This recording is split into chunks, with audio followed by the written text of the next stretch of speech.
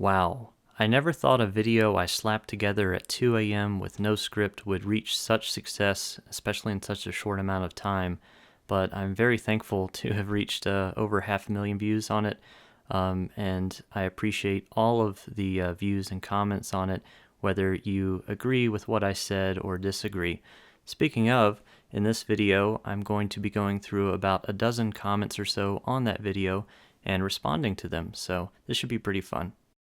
This sounds like terrible game design. See an enemy, don't fight it, and just wait for him to step out of the way. And when you do fight, use really clunky combat. Such genius.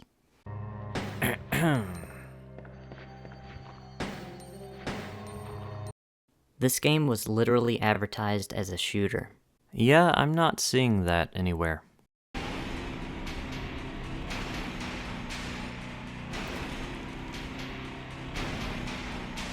While there is shooting within the game, Scorn is not a shooter.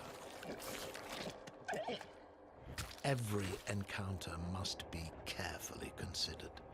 You have a very clear and calming voice. Teehee.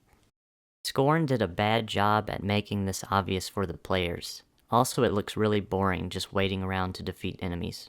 I would double down on that statement actually and say that Scorn makes almost nothing obvious to the player. But that's kind of the point. Scorn is a very detailed game with a lot of subtleties and environmental storytelling. So if you pay close attention to the game, I think it very clearly shows you, after a few encounters with the first enemies, that they are basically just living about their lives in this hive, and your best option is not to interfere with them. I think the title should be You Are Playing Scorn, That's Wrong. I thought this was really creative, so had to put it in. Hidden ending if you never die? I've seen this comment a handful of times. I don't believe there's any alternate ending, but I think the developers had a very intentional idea of how to end the game from the very beginning and what their theme would be. Slight spoilers here, you're kind of stopped, inches from your salvation. And yeah, it's a sad ending, but not every game has to have a happy ending.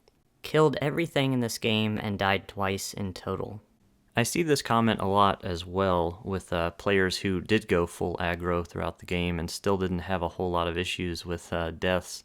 I personally don't think that playstyle sounds very fun, especially if you're using the piston gun for most of that time, which you are through like the first 3 hours of the game.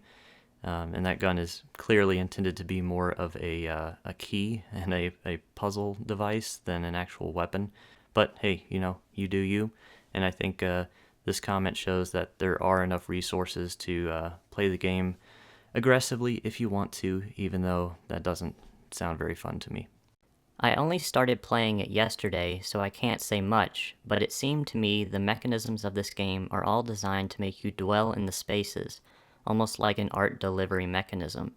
It seems to me like a puzzle game, a bit like Myst, so I wouldn't want it to be a shooter in any way. I love it so far. Yeah, I totally agree with your take on the game's design of making you dwell in spaces. That's exactly how I felt when I played the game. Every room I entered, I was kind of in awe and just really taking it in and enjoying the spaces and viewing them in different angles, looking out the windows and trying to piece together, where I was in this world. It's interesting you say, you wouldn't want it to be a shooter in any way. I think the game could have been shipped without any combat whatsoever, maybe just enemy avoidance, and the game would be pretty well received, probably about the same. I think it's kind of a gift that we were given a, small taste, a small option of combat in this game. It's just another way to kind of play, for subsequent playthroughs, you could try to be a little bit more aggressive. It's just, it's another option for the game, and I think it makes it a little bit less scripted. The bull-type enemies don't leave the area. They just patrol the room. I couldn't not shoot them. So yeah, the bull enemies do like to patrol. I agree with you, and the way that I handled them, because I did not have to shoot them, I think I killed one of them just because I wanted to test the shotgun, but the way I handled them was kind of like a matador facing a bull. I would get its attention, I would lure it to the opposite end of the room where I wanted to go, and then once it came at me, I circumvented it and went on my way, and found them pretty easy to get away with without damage for the most part. Thank you. Finally, a person without a speedrunning action blast kill everything brain. I found this comment really ironic, as I have been speedrunning video games since 2008, and going fast is 99% of how I play video games. Not a very good game if you can play it wrong. This is another comment I see repeated pretty often, and most of the time I would agree with you, but there are definitely game genres that do not fit this mold. So if we're talking about like The Legend of Zelda Breath of the Wild, the reason that that game is so beloved is because you can play it a billion different ways. It doesn't matter if you're a collector, if you're a combat enthusiast, if you just want to do the core dungeons and bosses, the game satisfies. Scorn, however, is a much smaller project. It's a much more linear, much more focused project. It has a clear idea in mind, and you pretty much make a straight path to its conclusion. So yes, if you go into Scorn and try to play it as a fast-paced action shooter, you're playing it wrong, and you're going to have a bad time. So basically, you are telling us that the guns in this game are useless and all you can do is run. Sounds like a pretty boring game. I guess I didn't take any time to say the opposite of this, but I definitely never said that you shouldn't use the weapons. They definitely have a time and a place in the game.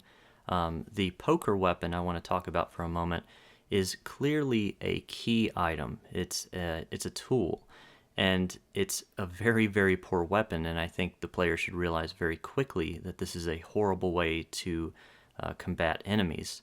Even in the game's art book, it states something along the lines of the poker is basically a tool and should only be used as a weapon in a very desperate situation. As for the optional pistol and shotgun, yeah, you can use them. You don't want to overuse them or go into every situation with an enemy with the intent to kill it. But yeah, they work pretty well if you're like medium distance from the enemy and you're taking your time to line up a shot.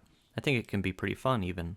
Give a player a gun and everything begins to look like a target. I thought this was an interesting statement because it kind of parallels our real-world relationship with weapons and firearms. There are definitely people who view someone with a weapon on them as an immediate threat and someone who intends to inflict harm.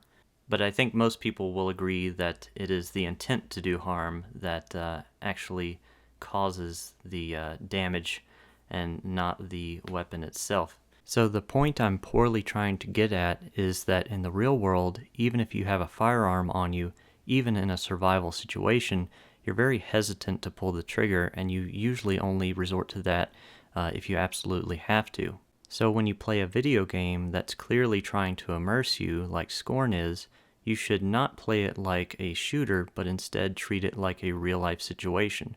If you, yourself, were dropped into Scorn's world, would you start running around shooting everything? I don't think so. Shut up, Alec Kermit. Okay.